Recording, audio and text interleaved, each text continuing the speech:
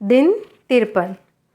आप जो करते हैं अगर उसके लिए प्रशंसा आकर्षित करना चाहते हैं तो जीवन में दूसरों की कद्र और प्रशंसा करते हुए आगे बढ़े। अगर आप किसी दूसरे में दोष निकालते हैं तो आप दूसरों को आमंत्रित कर रहे हैं कि वे भी आप में दोष निकालें।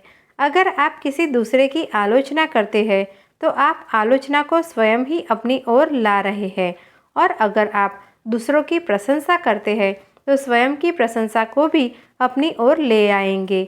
आपको पहले स्वयं में अपने मनचाहे गुण को प्रमुख बनाना होता है, तभी आप इसे अपने बाहरी जगत में आकर्षित कर सकते हैं।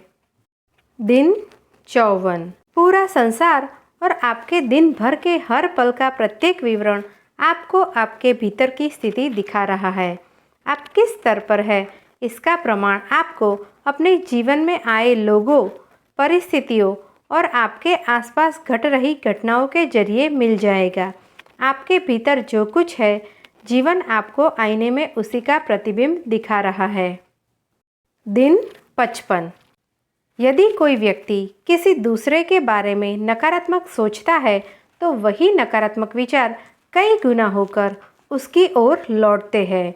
इससे कोई फर्क नहीं पड़ता कि कितने लोग किसी के बारे में नकारात्मक सोच रहे हैं।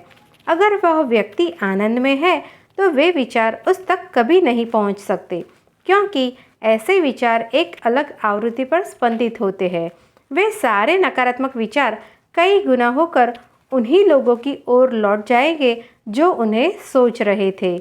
कोई भी व्यक्ति अपने विचारों के जरिए हमारे जीवन में नकारात्मकता नहीं ला सकता, जब तक कि हम अपनी आवृत्ति को घटाकर उसकी नकारात्मकता के स्तर तक न ले जाए।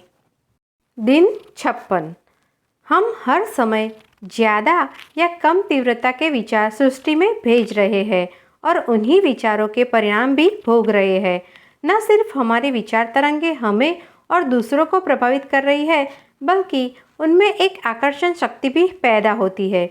जो भी विचार हमारे मन में सबसे ऊपर होता है, उसी के अनुरूप दूसरों के विचार, वस्तुएं, परिस्थितियाँ, लोग और किस्मत हमारी ओर आकर्षित होते हैं।